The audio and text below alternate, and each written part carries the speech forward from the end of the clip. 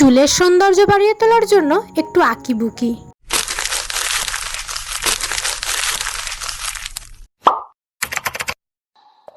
তো কি বন্ধুরা, কেমন আছো?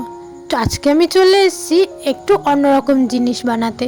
তার জন্য এই দেখো ক্লে নিয়ে নিয়েছি এবং নীল ও কালো কালারের ক্লেগুলোকে আমি একসঙ্গে মিশিয়ে নিচ্ছি।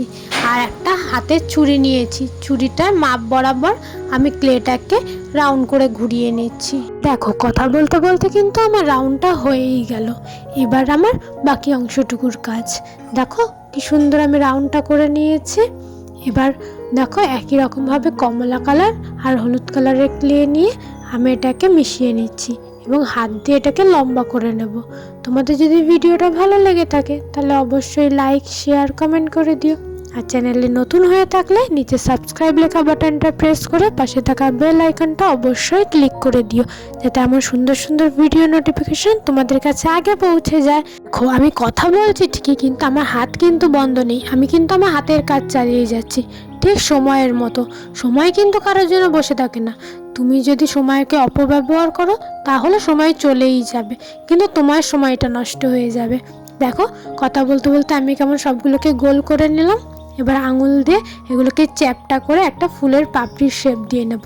জানো আজকে আমি যেটা বানাচ্ছি সেটা আমি পিন্টারেস্টে দেখেছিলাম, কিন্তু তখন ভেবেছিলাম এটা অনেক হয়তো কঠিন হবে, কিন্তু যখন কাজ করতে বসলাম দেখো কত ইজি আর কত তাড়াতাড়িভাবে কাজটা হয়ে যাচ্ছে।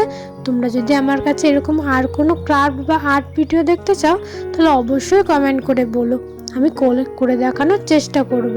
কদিন ধরে আমার কি হয়েছে, আমি এই ক্লের ওপরেই বেশি কাজ করছি, আর তাও আবার সেটা হেয়ার অ্যাক্সেসরিজ হিসেবে। দেখো দেখতে দেখতে আমার সব কটা পাপড়ি কি সুন্দর হয়ে যাচ্ছে। এবার লাস্টেরটা ব্যাস হয়ে গেল। দেখো আমার কাছে 3টে বল কিন্তু বেঁচে রয়েছে, কিন্তু আমি বলগুলোকে ফেলবো না। এটা দিয়ে আমি এই ফুলের কড়িটা বানিয়ে নেব। তার জন্য আঙুল দিয়ে একটু গোল করে নিলাম। এবার এটা ডিজাইন করে নিচ্ছি। কত তাড়াতাড়ি আর কত ইজিভাবে ফুলের কড়িটা হয়ে গেল। এবার আমি সবুজ ক্লে দিয়ে ফুলের বোটা অংশটা করব।